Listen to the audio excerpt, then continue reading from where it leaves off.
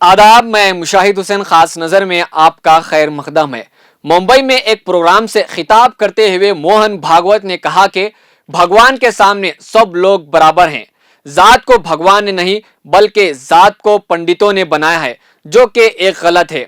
मोहन भागवत जब इस तरह की बातें अवाम के सामने करते हैं तो अक्सर लोगों का यह कहना होता है कि आरएसएस एक कास्ट बेस्ड एनजीओ संस्था है, क्योंकि आरएसएस में अब तक अक्सर अपर कास्ट ही के लोगों ने क़ियादत संभाली है। जात पात का निजाम भारत में हजारों सालों से चलता आ रहा है और ये कड़वा सच है। आज भी जात की बुनियाद पर दलितों को मंदिर में आने नहीं दिया जाता और ना ही इनको कोई अपर कास्ट वाले इनसे रिश्ता जोड़ते हैं। यहाँ तक कि इनके घर का पानी भी नहीं पिया जाता और ये कई वाकयात आज भी रोनुमा हो रहे हैं। हालांकि जात पात के निजाम को कुछ हद तक खत्म करने में डॉक्टर अंबेडकर साहब का अहम किरदार रहा है, लेकिन भारत में आइन रहते हुए भी आज भी मनुस्मृति को मानने वाला तबका ये जात पात के निजाम को दोबारा कायम करने में लगा हुआ है।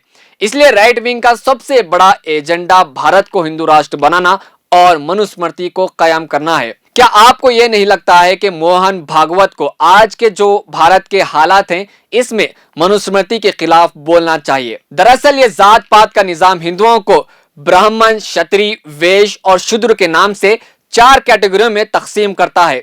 इस जात के निजाम में सबसे ऊपर ब्राह्मण आते हैं, जिनका काम तालीम, तरबियत और दिमागी कामों को अंजाम देना है और ख्याल किया जाता है कि वो ब्रह्मा के सर से वजूद में आए हैं। इसके बाद क्षत्रियों का दर्जा आता है, जो पेशे के लिहाज से हुक्मरान और फौज से मुतालिक काम अंजाम देते हैं और वो ब्रह्मा के बाजुओं से वजूद में आए हैं। तीसरे नंबर पर वैश्य आते हैं, जिनका पेशा तिजारत, बिजनेस है और ब्रह्मा के रानों से वजूद में आए हैं। और सबसे आखिर में शूद्रों का नंबर आता है, वो ब्रह्मा के पैरों से बने हैं और वो हाथों से करने वाले काम इख्तियार करते हैं।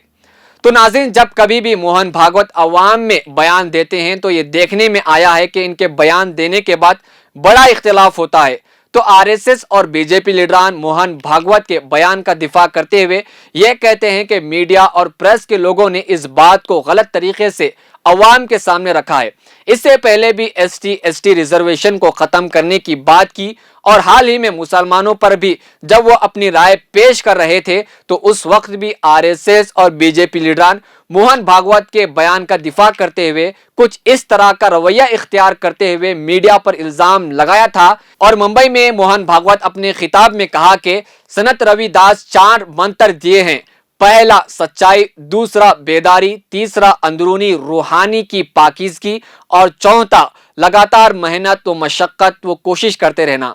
आगे ये बातें भी कही कि आपके अतराफ जो हालात व वाक़यात हो रहे हैं इन सब पर तवज्जो दे, मगर अपने मजहब को कभी ना छोड़ें। आपके मजहब की तालीम दूसरे मजहब तक पहुंचाना ये अलग बात है। मजहब की तालीम खुद एक और एक तरह की है। कोई भी शख्स अपने मजहब की तालीम पर अमल करे बगैर किसी बदनीयती व अदावत के, लेकिन मोहन भागवत की बातों पर आरएसएस और बीजेपी के लीडरान ही अमल नहीं कर रहे हैं। अगर इनका मकसद मुल्क की तरक्की और खुशहाली है तो जब तक मुल्क के अंदर अमन, इत्तेहाद, भाईचारा कायम नहीं होगा तो उस वक्त तक कोई भी मुल्क या इलाका तरक्की नहीं कर सकता। तो नाज़रीन, जब इन सब बातों का निचोड़ आप निकालेंगे तो ये सारी तालीमात तो इस्लाम और मुसलमानों की फितरत में मौजूद है। अपने इर्द गिर्द हालात से बाखबर रहें, इंसानियत की खिदमत करें, मेहनत व मशक्क़त करें और दूसरे मजहब का एहतराम करें। यहाँ तक कि मुसलमानों को तालीम दी गई है कि दूसरे मजहब के पेशवाओं के बारे में भी बुरा भला न कहें। तो नाज़रीन, इस बारे में आपकी क्या राय है हमें कमेंट करके ज़रूर बताइए और साथ ही इस वीडियो का लिंक अपने दोस्त, अहबाब, रिश्तेदारों को ज़रूर शेयर करें। शुक्रिया।